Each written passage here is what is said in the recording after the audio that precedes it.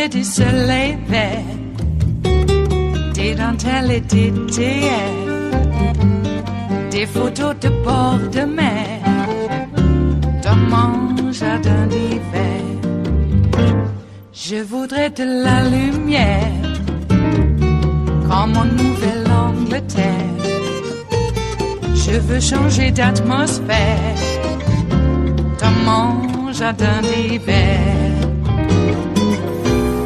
Ma robe à fleurs, sous la pluie de novembre, tes mains qui courent, je n'en peux plus de t'attendre. Les années passent, qu'il est loin, là je tombe. Nul ne peut nous entendre. Je voudrais du Fred Astaire, revoir un latte. Breaking news tonight, the lawyer who just left Donald Trump's legal team had raised the idea of pardons with the lawyers for Michael Flynn and Paul Manafort. New York Times reporting these discussions came right when Bob Mueller was building cases against those two critical Trump aides. And it's not the first time that Trump has apparently talked with people of special interest to Mueller. Consider the report also in the Times that Trump was talking to witnesses about what they discussed with Mueller. And that report, as well as the larger questions of whether Trump was playing fast and loose and potentially obstructing the probe, led to a very memorable response from the normally measured acting Solicitor General of the United States, Neal Katyal. He's the man who actually wrote the rules for the special counsel. It looks so bad. And basically, you've got Donald Trump acting like a two-bit criminal here. I represented bin Laden's driver. And let me tell you, bin Laden's driver acted with far more integrity at every stage in the investigation than Donald Trump has so far. That top DOJ official, Neal Katyal, is my exclusive guest on the beat right now. Neal, when the story broke, we reached out and you made time for us. I'm very appreciative of that. Your view of, number one, the significance of this report as it's alleged in the New York Times, and number two, whether it is potentially a way that John Dowd was trying to evade where Mueller was headed. Yeah, it's significant both for President Trump personally as well as more generally for the investigation. For President Trump, I guess you have to ask, why is it that the president's lawyer is dangling out pardons last summer to two people, Flynn and Manafort, who aren't just like any ordinary criminals. These are his, top advisors, his top national security official, his top campaign chair, and they're accused of conspiring with the Russians. And Trump is now offering, through his lawyer, a set of pardons. Why is he doing that? So that's the first thing you have to think about. And then the second is, does this create additional legal liability, both for Trump and now for Trump's lawyer Dowd? Because, one or the other of them had this kind of nutty idea that they should offer up witnesses in a federal criminal investigation. They should offer up a pardon. That's mind-blowingly stupid. You say offer that up, and of course John Dowd has left, which means there's no actual criminal defense attorney specialist left on this team. Who is left is Jay Sekulow, known for perfectly able lawyering, but in other areas. Here he was previously knocking down this kind of question about pardons. We have not and continue to not have conversations with the President of the United States regarding pardons. Pardons have not been discussed, and pardons are not on the table. That was last summer, and the White House reiterating that today. I wonder if you could explain to us and our viewers, why is it that the legal team and the White House feel the need to say they aren't even discussing pardons, while at the same time Trump's most ardent allies say, well, this is a lawful power, he could do it if he wanted? Well, accuracy has not exactly been the strong suit of this White House, so I think that this just follows in with so much else. And I think that, the president's defenders are now saying, well, he has the absolute right to pardon someone, so it can't be a crime, it can't be obstruction of justice. But I think that really misses the boat. I mean, sure, the president has the power to pardon, just like I got the right to burn my laptop and set it on fire, but I don't have the right to set my laptop on fire if I know the cops are coming for it. That's obstruction. Same thing here. You don't go and toll a witness who is possibly going to testify against you, oh, well, I'll give you a pardon. Don't worry about this. I mean, as criminal defense lawyers, one of the first things any smart lawyer would do to any one of their clients is to say, hey, don't talk to any witnesses. Don't even say hello to them on the street, let alone something like offering up a pardon, a massive get-out-of-jail-free card. And so briefly, when you lay that out, do you think that the White House, with John Dowd out, is concerned about these leaks? Any idea why now? Well, I think they have to be concerned. And, it's unclear exactly what's going on. But remember, Dowd did resign on Thursday. And one possibility is that now Dowd himself is part of the criminal investigation. If Dowd did this, not at Trump's behest, but on his own, offered up the pardons, that would be a kind of classic obstruction case. If, by contrast, Trump, he's acting at Trump's, behest, then both of them may be guilty of conspiracy. And Wow. the fact that the pardons weren't actually issued doesn't actually insulate them from conspiracy, because you don't actually have to issue them. As you often do, you look farther around the corner than many of us, because you're spotlighting something we hadn't discussed yet, which is there any criminal liability exposure for John Dowd, depending on exactly how these conversations went. And we know Bob Mueller has no problem going after lawyers. He did it with Manafort's lawyer, put him in the grand jury box. And tonight, earlier, we were reporting on sentencing proceedings for one lawyer. So it's very interesting that point you raise, with all due caveats. That's not where the Times story was yet. Neal Katyal, very grateful for you joining us.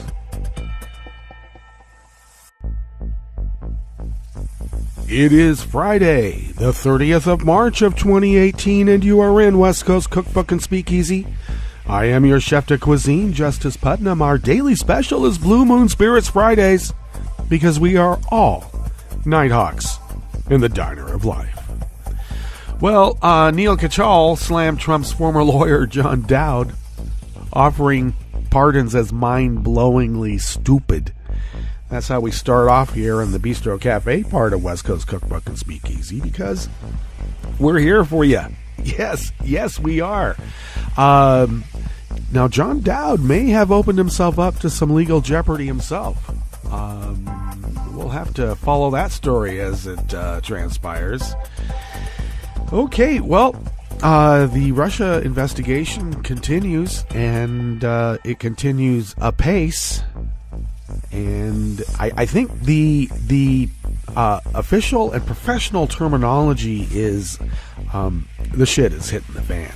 I really think that's the actual terminology that's used within the halls of professionals. Hillary Clinton is still being told to get off the stage, shut up, go away, and of course, no guy has ever been told that. No, they don't do that to guy ex-presidents or those guys who lost their run for the president. And why should she have to go away? Yep. Oh, Roseanne. Why do we have to deal with Roseanne? I didn't like her show to begin with. The original one where she was supposed to, be the voice of every man. And but that's just me. I'm obviously a minority. A lot of people liked Roseanne when she in her first incarnation. I thought that. Well, I don't know what I thought. I didn't really watch that show. It didn't, how shall we say, appeal to me.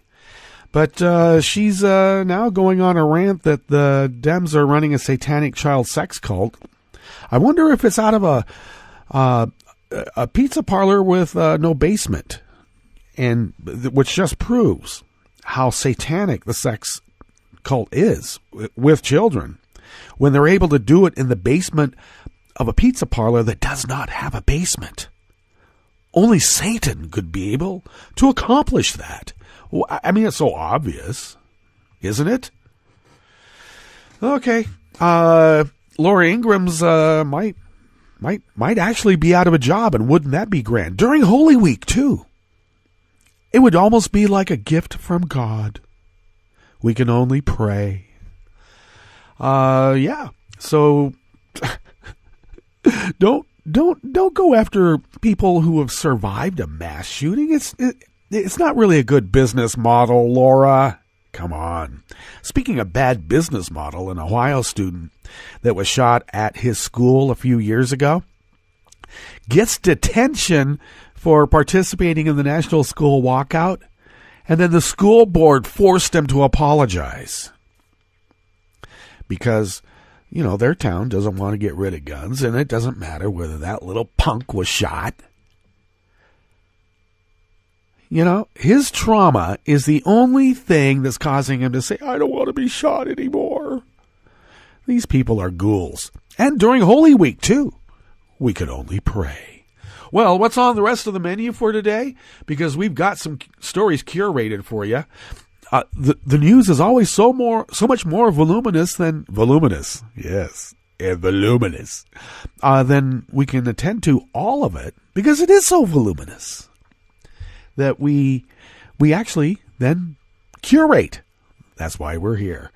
Well, let's see. On the rest of the menu, an 18-year-old in Bellevue, Washington, has been arrested for setting fire to a local mosque. The second time it's been burned since January of last year.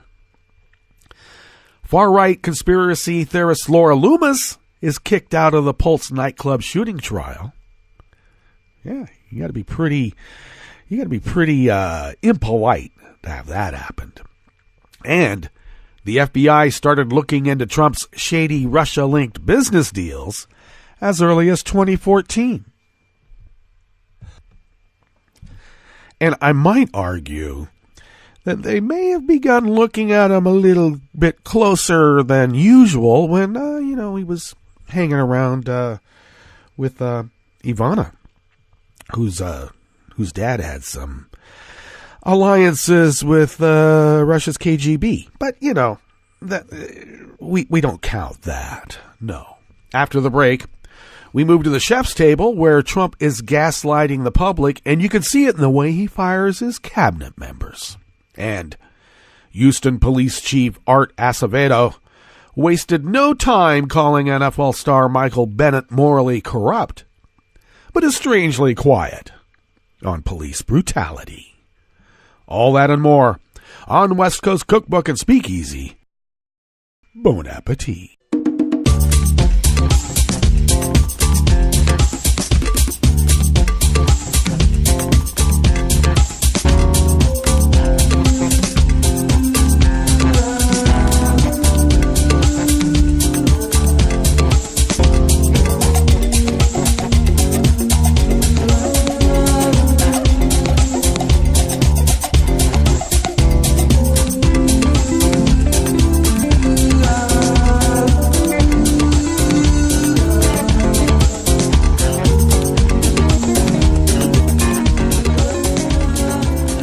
At the bottom of our homepage at netrootsradio.com, to the rightish of the page, is the chat room link. And our roaring girl, Kelly Lincoln, monitors that for your requests, concerns, questions.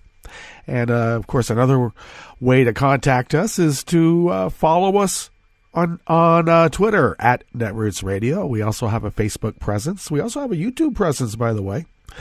So not everybody turns on the camera. I mean, why would I want to this early in the morning? Even if it is mid-morning to some people, I'm not doing it. And you can, speaking of which, you can follow me on Twitter at Justice Putnam. The show notes and links diary on Daily Kos is, you can find me there and find those show notes and links as Justice Putnam. And so do that. And then to the leftish of the chat room link are the contribute donate buttons. And thank you for your generosity. We are unable to do this or any of it without you. And podcasts of West Coast Cookbook and Speakeasy can be found by way of Spreaker, Stitcher, TuneIn, iTunes, etc., etc., etc. Oh, and one other thing, since it is Friday, I don't want to forget this. Music for the show is provided by Frances Livings, and she's out of Southern California and performs quite frequently. So if you are in the Southland, do check out her shows. And on my Daily Kos Diary, you'll find links for her work so that you can peruse it and or purchase. So please do. Okay, it's Good Friday. That's right. And then in 3 days, he will rise. Okay. Oh, boy. Easter. I used to love Easter. In fact, I still do. A little bit of update on personal news. I had to take my mom into urgent care yesterday. She's been fighting, as I have myself, some sort of cold or whatnot. But my mom being elderly, we don't want her to catch pneumonia. So took her in, and the doctors there did say, no, I should also inform that urgent care is also at the same facility complex as her family doctor. And so it's actually quite convenient. And so the consultation with her actual doctor was, immediate. And so we go to the urgent care facility at our hospital rather than go to ER, because it's actually a neat little system they got there. But she went through all the tests, had the blood gases, had another x-ray, and she does have COPD, and cardio obstruction pulmonary. Yeah, there you go. And so that is an issue. We don't want her to get pneumonia, and the doctor did tell me it's 50-50 that she'll have to go to the hospital. So some people would say, well, that's really terrible odds. And I take the positive, and it's, like the glass is half full, and let's not let her get pneumonia, and we'll knock this stuff out with the medicine that she has. So that was a bit of a concern. If I was, a real selfish individual, I would have been upset that it had to happen on opening day. I've been waiting for months for opening day. How dare my mother need medical attention on opening day? I don't know who to take that up. Who do I redress? Do I redress our maker? I watched Blade Runner. It really doesn't do you any good. It always ends badly. Speaking of ending badly, let's dive into this first story here that we've curated for you in the Bistro Cafe part of West Coast Cookbook and Speakeasy Blue Moon Spirits Fridays, because we are all Nighthawks in the Diner of Life. So initially this looks a lot more terrible on the surface than maybe it might turn out, though it's terrible nonetheless. This is out of Raw Story by Noor Al-Sabai. An 18-year-old in Bellevue, Washington, has been arrested for setting fire to a local mosque. The second time has been burned since January of 2017. According to the Bellevue Reporter, the fire set at the Islamic Center of Eastside is not currently being investigated as a hate crime. Prior to arresting the 18-year-old, who has not been named... Wait a second. You're not telling me he's a minor. Well, police had arrested 37-year-old Isaac Wilson, the man sentenced for setting the first fire in early 2017 on parole violations. And they later ruled him out as a suspect in this current conflagration. The Bellevue Reporter reported in December that Wilson was sentenced to 14 months in prison after setting fire to the mosque earlier that year. The man, who is schizophrenic and homeless, received help from the mosque, paying for his medications prior to setting fire to it. So, it is a complex story, isn't it? First one was not also considered to be a hate crime, but a crime by a disturbed and mentally ill person. Which makes me think, well, the guy's white. The Islamic Center had been empty since it was first burned in 2017, and some reports indicate that squatters may have been living in it, which then explains this current fire.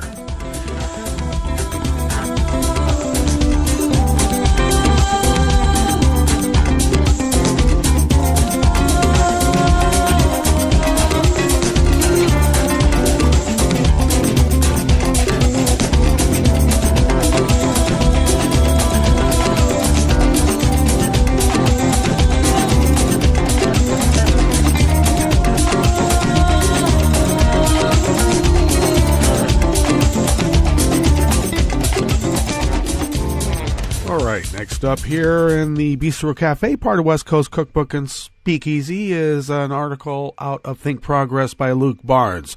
Oh, did I call Laura Loomer Laura Loomis? Silly me. It's a conspiracy. It is. Well, a far-right provocateur and conspiracy theorist was escorted from an Orlando, Florida courthouse yesterday after she harassed the family of Noor Solomon, who was accused of aiding and abetting her deceased husband, Omar Mateen, in the 2016 Pulse nightclub attack. Laura Loomer, a self-described investigative journalist who previously worked for James O'Keefe's Project Veritas and the far-right Canadian outlet Rebel Media, pestered Solomon's family after closing arguments on Wednesday. "You said her son wants to color Easter eggs, but isn't Noor Solomon Muslim?" she asked. "Why is she celebrating Easter?" Well, obviously Laura doesn't understand how, Muslimism works. She doesn't understand. Did you know that Jesus is an actual saint? And that there are Muslims that worship Jesus? Oh my God! They're going to have to get rid of Christianity now because of its obvious Muslim connection.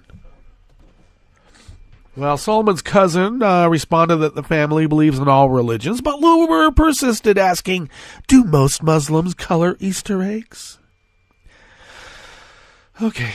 As the family walked across the street to the parking lot, she followed them, asking repeatedly if jihad meant an act of Islamic terrorism while sticking her phone in their faces.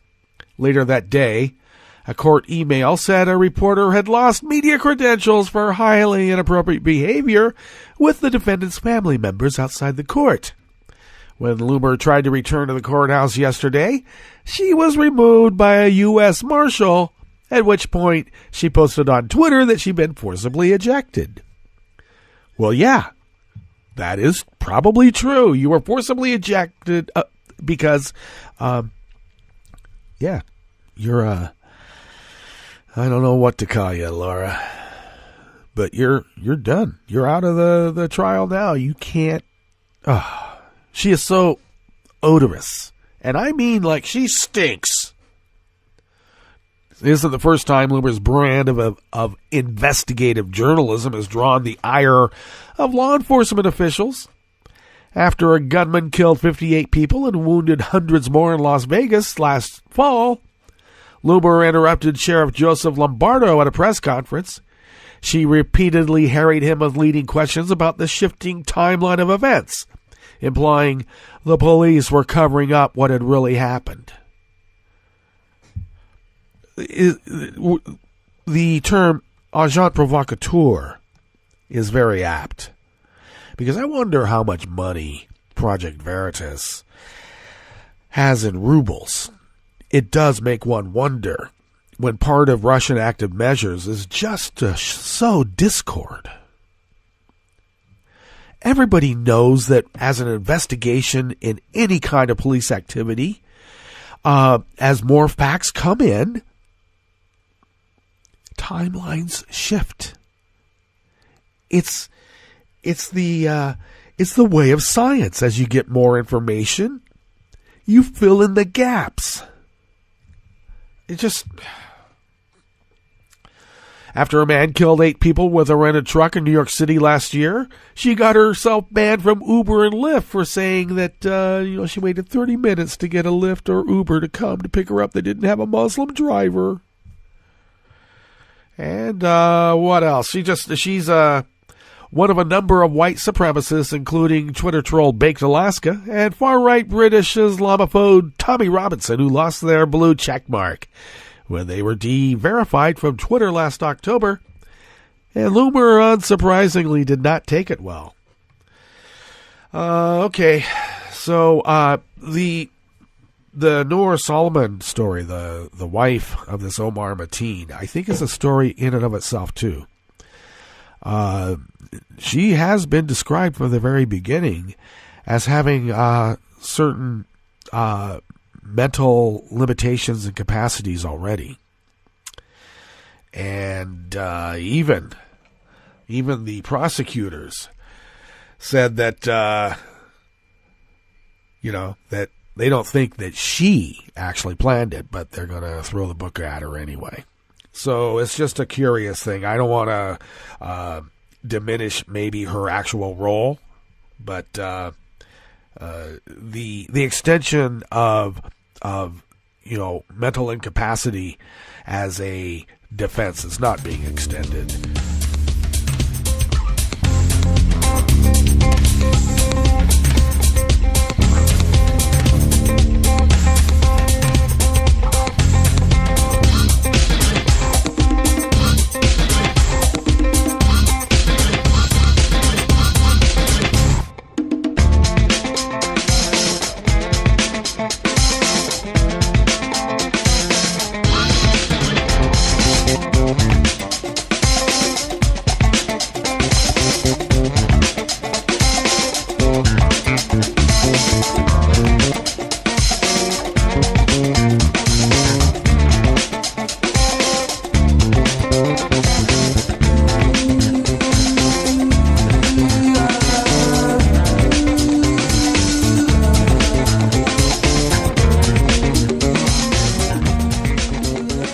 Finishing up here on the Bistro Cafe, part of West Coast Cookbook and Speakeasy, Blue Moon Spirits Fridays, is a more condensed description of a much larger story out of The Guardian.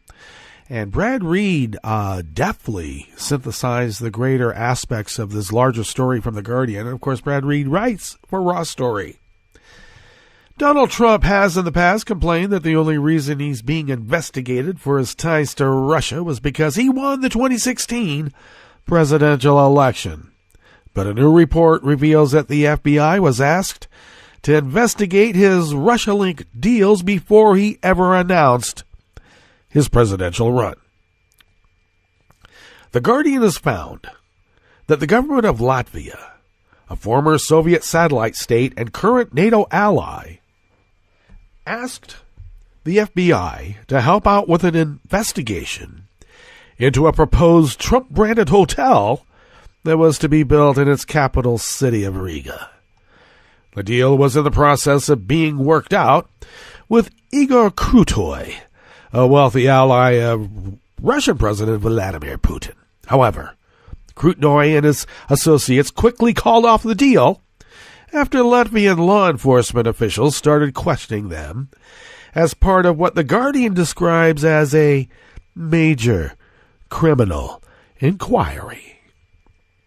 The FBI began looking into Trump's side of the deal in 2015, which means that investigators have been looking into his Russia-linked deals for longer than had previously been known. In addition to being interested in developing properties, Krutoy is also a music composer who has written songs for Emin Agalarov, the Russian pop singer whose Kremlin-connected father helped set up the infamous Trump Tower meeting between Russian officials and Don Jr., Jared Kushner, and then campaign manager Paul Manafort in 2016. And I would also remind folks that an investigation into Trump's business deals and Russia connections have been going on since at least Glasnost. Let's be clear. Okay, let's go ahead and get to our break, and we'll come back and meet up at the chef's table, go over the weather and the stories that we've curated for you today. You are listening to West Coast Cookbook and Speakeasy, and we will be right back. You are listening to netrootsradio.com. Please hang up and try again.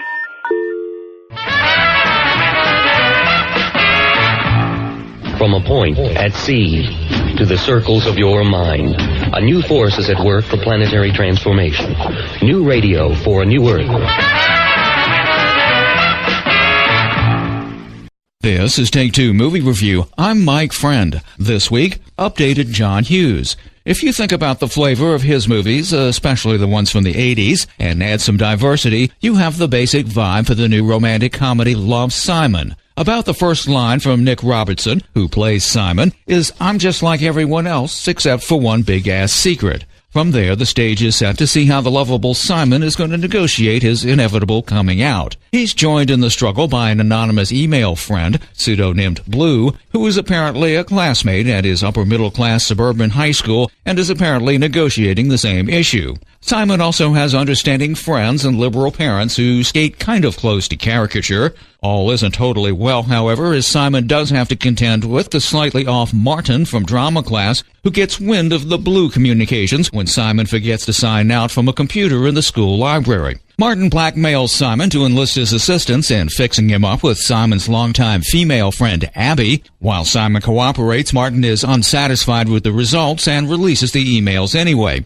Everything here is measured, and as a rom-com, we know it's not going to step off a ledge into another kind of movie. Simon's dad can't be an abusive drunk, and we know Simon's not going to pull a knife on Martin. There is measured suspense, though. Will Simon find his Blue? The search for suspects actually provides for some of the film's best comic moments. It's probably worth knowing that director Greg Berlanti was himself a closeted high schooler in the Ferris Bueller era, and it must be freeing for him that in 2018, a gay couple, like one seated near this reviewer, can sit and eat popcorn in front of a screen showing a movie like Love, Simon, and even more freeing that the whole audience can enjoy it. This has been Take Two Movie Review. I'm Mike Friend. Catch up with us at take2moviereview.com and feed us back on our page on YouTube.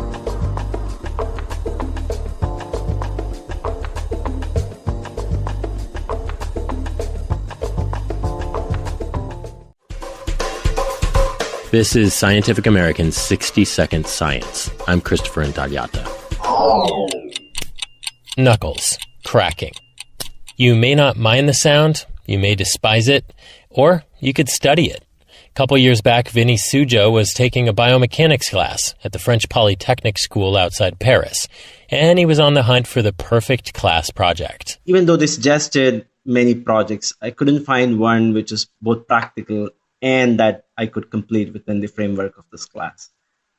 So in frustration, I was cracking my knuckles one day, and that's when I realized, that's interesting. And so a project was born, the physics of knuckle cracking. It's actually a subject of intense scientific investigation.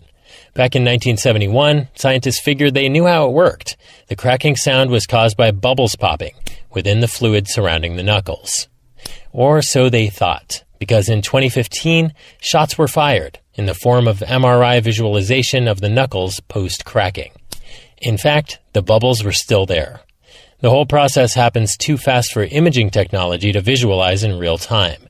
You'd need to shoot at 1,200 frames per second, 10 times faster than the best X-ray and MRI machines on the market. And that's when we realized that our model could help people better understand the origin of this sound. So, using mathematical models, Suja and his colleague Abdul Barakat found that just a partial collapse of the bubbles could cause cracking sounds of the same degree, which might explain why the 2015 researchers still saw bubbles after the crack.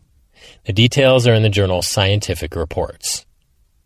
Further modeling of bubble behavior, both pre- and post-pop, will be needed, they say, before they're confident that they've truly cracked the case. Thanks for listening. For Scientific American's 60-Second Science, I'm Christopher Intagliata. Welcome to 60-Second Civics, the daily podcast of the Center for Civic Education. I'm Mark Gage. James Madison's strong belief in religious freedom is evident in his drafting of the U.S. Bill of Rights. He had originally opposed adding a Bill of Rights to the Constitution because he doubted the effectiveness of mere paper barriers to tyranny, and because he did not see a need for such formal guarantees in a government limited to enumerated powers. He had promised his Baptist friends and others, however, that he would work for the addition of a Bill of Rights if the Constitution were adopted. He also became convinced that a formal Declaration of Rights would widen support for the new Constitution and would help the nation's courts protect the rights of minorities against majority encroachments. Almost single-handedly, Madison worked through the summer of 1789 to draft and secure agreement on the measure, overcoming the apathy and skepticism of congressional colleagues and working out an acceptable draft from among many proposals required all of Madison's political skills. Though many among the framers could claim to have had a hand in fathering the Constitution, the Bill of Rights was primarily Madison's offspring. That's all for today's podcast, 60 Second Civics, where civic education only takes a minute.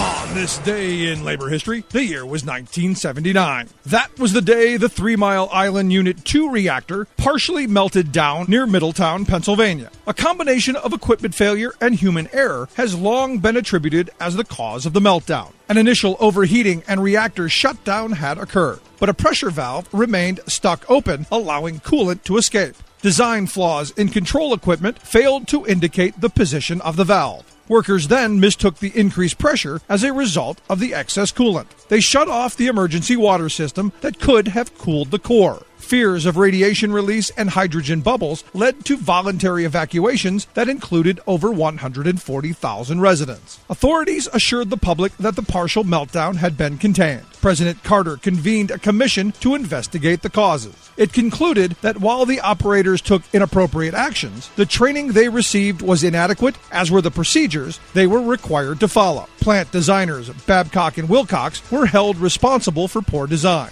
The company failed to notify operators of repeated valve failure and a previous near duplicate of the potential catastrophe at the Davis-Besse plant. Metropolitan Edison, General Public Utilities, and the NRC were also held responsible for poor quality control, poor maintenance, communication lapses, and poor training. Fears regarding public health and safety intensified, fueling health studies of those exposed and the anti-nuclear power movement. The aftermath brought about sweeping changes involving emergency response planning, reactor operator training, human factors, engineering, radiation protection, and many other areas of nuclear plant power operations. It also caused the NRC to tighten and heighten its regulatory oversight. All of these changes significantly enhanced U.S. reactor safety. Labor History in 2 brought to you by the Illinois Labor History Society and The Rick Smith Show. From United Nations headquarters in New York, I'm Luke Vargas with your World in 2 minutes. North and South Korea have set a date for face-to-face talks between their two leaders, April 27th. That's when Kim Jong-un, fresh off a visit to Beijing, his first international trip as supreme leader, will meet with South Korea's President Moon Jae-in, the man widely credited for shifting the North Korea crisis from the realm of escalating military threats last year to increasingly serious diplomatic dialogue this year. The two men will hold their meeting at a compound within the demilitarized zone separating the two countries. Face-to-face talks to help prepare for the leadership summit are already underway, with more working meetings scheduled for next week. There's still no word about a possible date or location for a proposed meeting between President Trump and Kim Jong-un. And the National Hockey League, or NHL, is sounding the alarm about climate change. In a new report this week, the league, which represents 24 teams in the U.S. and 7 teams in Canada, said climate change could dramatically shrink the length of the outdoor skating season. Looking at ice data and climate simulations in 4 Canadian cities, the NHL said, quote, in coming decades, the average length of the skating season may shrink by 1/3 in eastern Canada and by 20% in western Canada. It really goes into the development of the sport. Dr. Brian McCullough is an assistant professor in the Sport Administration and Leadership program at Seattle University. If you don't have young players or even middle-aged and older players playing on ponds, they're not going to be playing the sport. And so from a business standpoint, that could potentially hurt the development of future fans, but also future players for the sport, whether it be in the NHL or in other parts of the world. To try and reduce its environmental footprint, the NHL is encouraging teams to install LED lights at their stadiums, reduce water usage on and off the ice, and to try and help fans get to the game in more sustainable ways. Luke Vargas, the United Nations.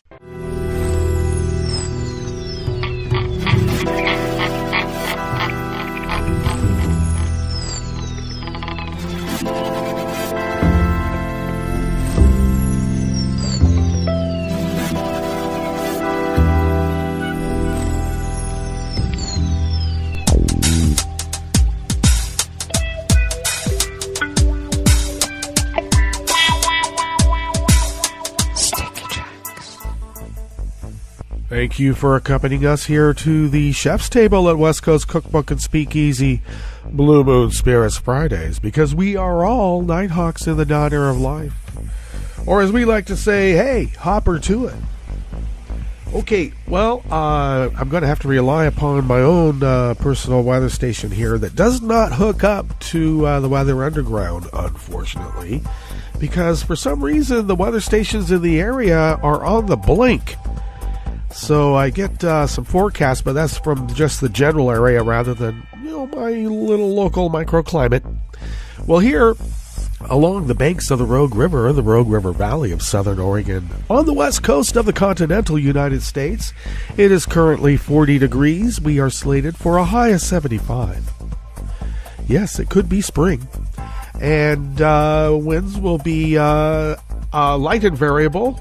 And they don't tell me where they're coming from because, darn, those weather stations seem to not be sending data. And we'll have a low of 44 tonight, and winds will remain light and variable in a most general way. Now, here at the mothership at Netroots Radio in Rogue River, Oregon, pressure is rising at 30.11 inches, visibility is at 10 miles, and humidity is 79%. We're going to have quite a pleasant Easter weekend, hovering between 72 and 75. Nights will be, to some, a bit chilly, and once it dips below 40, I consider that chilly. So that should be all right. And we are slated for rain beginning Wednesday of next week, and it looks like we'll have rain and showers through the weekend, but that's always subject to change as we get closer to the appointed date. All right. Now, weather from around the world is brought to you by people's personal weather stations that they purchased. These people planted these purchased weather stations somewhere on their property, and these people live around the world. London is 44 with rain. Paris is 50 and cloudy. Rome is 66 and partly cloudy. Kiev is 36 with light rain. Kabul is 71 and fair. Hong Kong 69 and clear. Tokyo is 52 and clear. Sydney, Australia is 70 degrees and partly cloudy. San Francisco, California is 53 degrees and partly cloudy. And New York is 55 degrees Fahrenheit and cloudy. And that is weather from around the world, brought to you by people's personal weather stations that they purchased. These people planted these purchased weather stations somewhere on their property. And these people live around the world.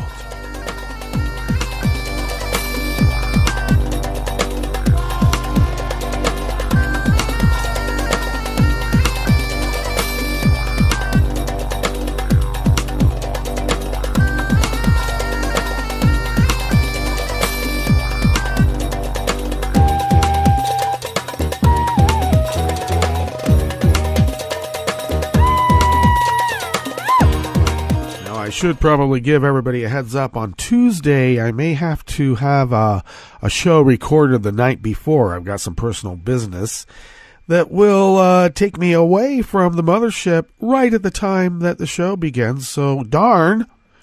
So, just a little heads up. It'll still be fresh. It just won't be immediately fresh. Okay, now this first article here at the Chef's Table at West Coast Cookbook and Speakeasy is by Josh Israel out of Think Progress. Donald Trump took to Twitter on Wednesday night to fire another member of his administration, this time Secretary of Veteran Affairs David Shulkin. The move is the latest in an all-too-familiar cycle for the Trump administration: lie, fire, repeat. Just 2 days before Trump made public his decision to appoint his personal doctor to run the agency he had once promised would be fixed fast, his administration falsely claimed that no dismissal was imminent and that Shulkin enjoyed Trump's confidence. Although multiple administration sources had accurately told the press that Shulkin was about to be removed, Trump spokesman Hogan Gidley poo-pooed the reporting, telling Fox News, "We hear these types of rumors every day." This fits a pattern the administration has shown time and again when it comes to personnel. Trump, who as a candidate vowed to pick only the best people for his administration, has seen a record turnover and often fired his own appointees after less than 15 months on the job. And frequently, he and his staff have lied to the American people just before doing so, often claiming accurate reporting on the moves are fake news. Some examples. National Security Advisor H.R. McMaster resigned or was fired last week, 7 days before Trump had called reports that he would do this actual thing. He called it very false. His press secretary also implied that McMaster was not about to be replaced. And then he was. Secretary of State Tillerson was fired via tweet 2 weeks ago, though Trump had said that he and Tillerson had been talking about it for a long time. Just 3 months before, Trump called such claims fake news. White House Chief of Staff Reince Priebus was pushed out last July. A day earlier, Sanders told the reporters, "We all serve at the pleasure of the president, and if he gets to a place where that isn't the case, he'll let you know." Speaker of the House Paul Ryan also claimed that Priebus was doing a fantastic job at the White House, and I believe he has the president's confidence. As soon as they say that, you know you're being fired. National Security Advisor Mike Flynn was forced to resign in February of 2017 after just days on the job. Only a day earlier, White House counselor Kellyanne Conway told the public that Flynn had Trump's full confidence. Well, he did have his full confidence because he was a Russian agent. And those are the kind of guys that Trump really trusts. Still does. On Sunday, Trump used his regular fake news line to dismiss accurate reports that top lawyers are reluctant to take on Trump as a client. Given the way he treated his former employees, it's not hard to imagine why the best people might be hesitant to work for Trump or his administration.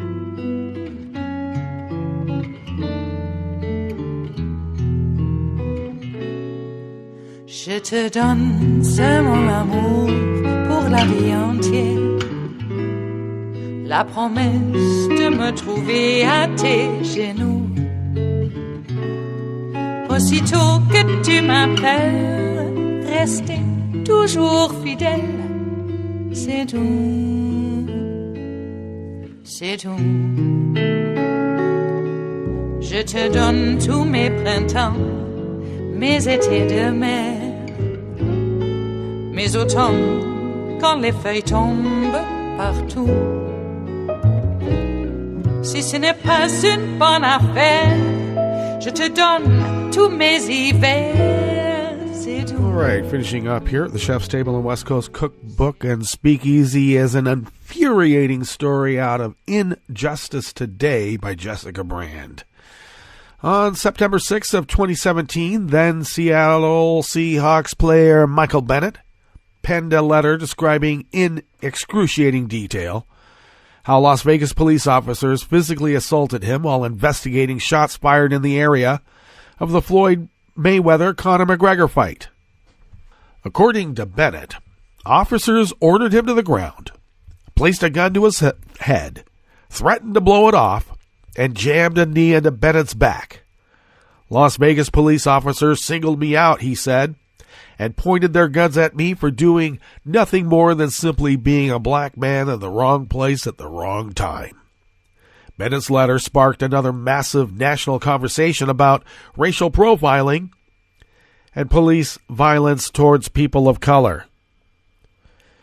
And I'll just add, that was when the target was put on Michael Bennett's back.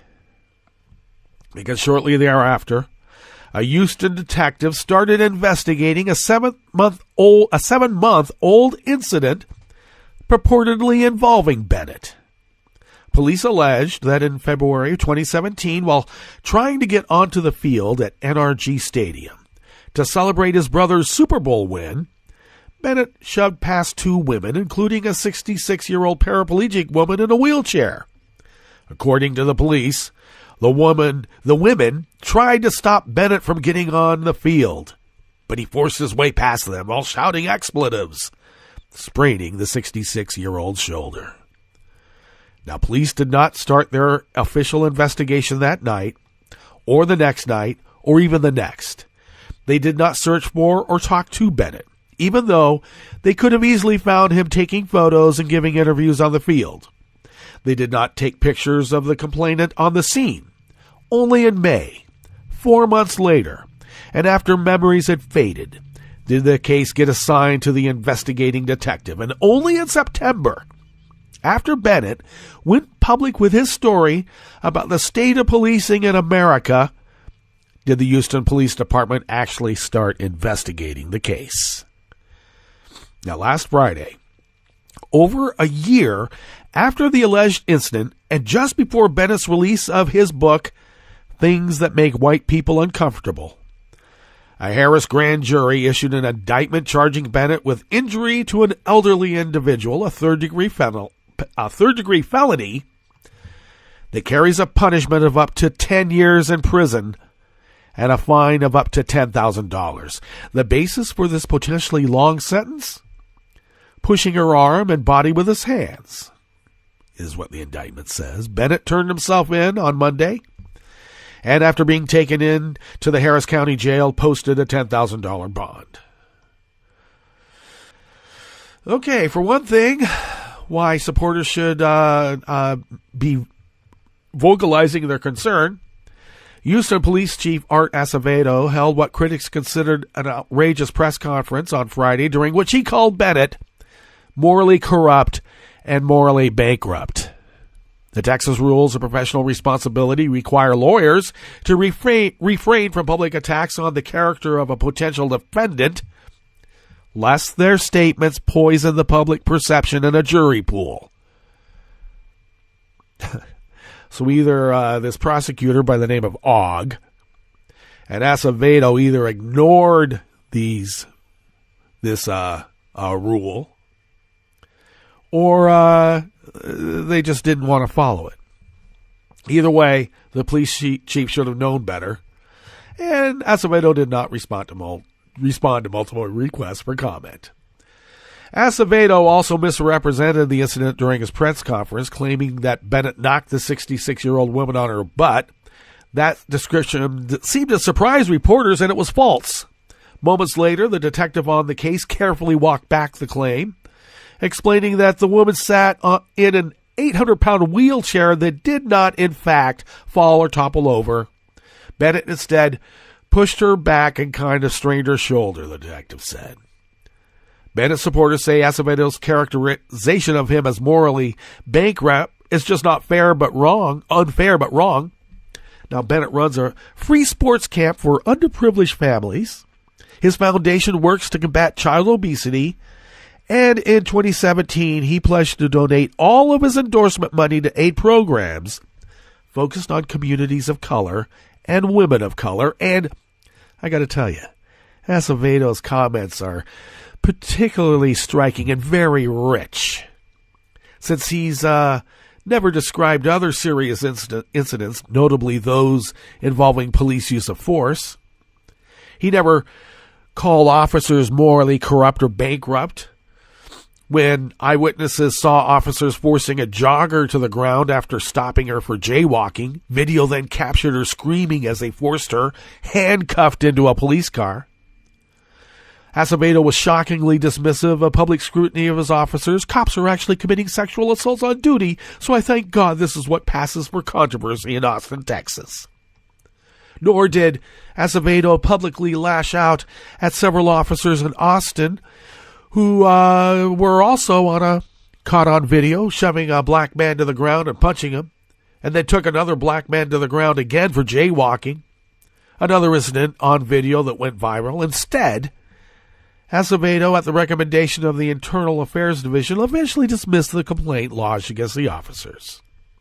And when other officers got caught making a joke about rape in their police car, Acevedo suspended them briefly, but stated that their participation in an inappropriate and unprofessional conversation, which he also characterized as inappropriate humor, was not reflective of their total work performance or work product. And what makes Acevedo's comments about Bennet being morally corrupt and bankrupt is also very rich, because Acevedo himself has come under fire. In 2004, he was accused by a female co-worker with whom he allegedly had an affair, taking naked photos of her and then showing them to his co-workers. The woman sued, and the two settled out of court. And Acevedo aside, the district attorney's behavior in this case has also raised concerns that law enforcement is singling out Bennet. District attorneys have enormous discretion. They can always dismiss a case if they decide it's a waste of resources and the suspect is not dangerous. A label that many say obviously fits, given that Bennet has no one rushed to arrest him for 14 months. Here, the DA could have easily charged the case as a misdemeanor, an offense carrying a penalty of 1 year in jail and no more than a $4,000 fine, but instead, they want to give him 10 years. There's much about this case that remains uncertain. The public does not have access to the medical records or police report, and critically, the defense is just starting its own investigation, albeit one hampered by the passage of time. But one thing is certain. Critics say this is not a normal case. And like many black men in the justice system, Michael Bennet is not getting a fair shot. Michael Bennet. They're going after Michael Bennet. All right. That brings us to the end of our broadcast period for the day and for the week. But we'll be back here on Monday for River City Hash Mondays and West Coast Cookbook and Speakeasy. Now stay tuned for the rest of the day. There is always breaking news, and you'll be kept up to date with all the various live programming from national feeds and our own that we have throughout the day, and as well as through the weekend. So stay tuned to Netroots Radio. And visit with us on Monday in West Coast Cookbook and Speakeasy. Bon appetit.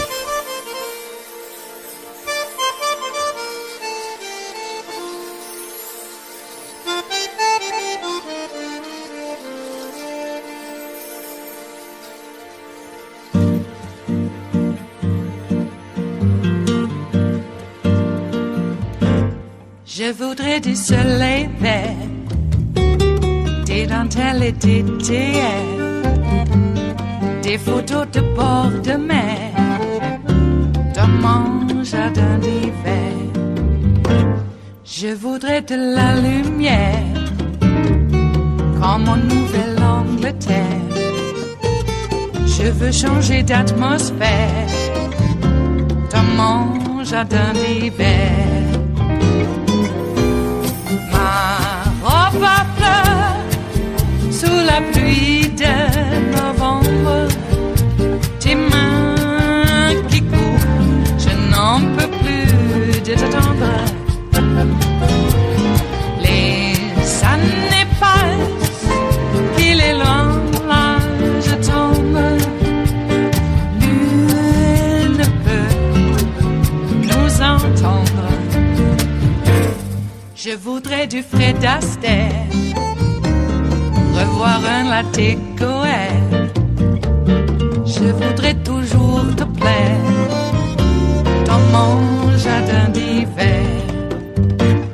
Je veux déjeuner par terre comme au long de golfe clair, t'embrasser les yeux ouverts dans mon jardin d'hiver.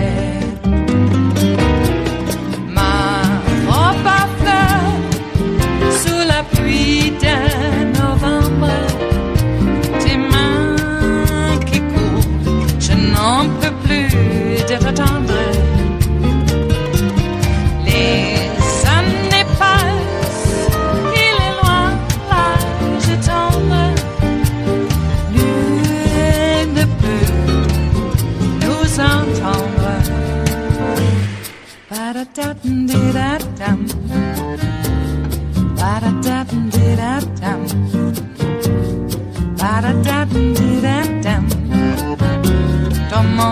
jardin d'hiver. Ba-da-dum-dee-da-dum. Ba-da-dum-dee-da-dum. Ba-da-dum-dee-da-dum.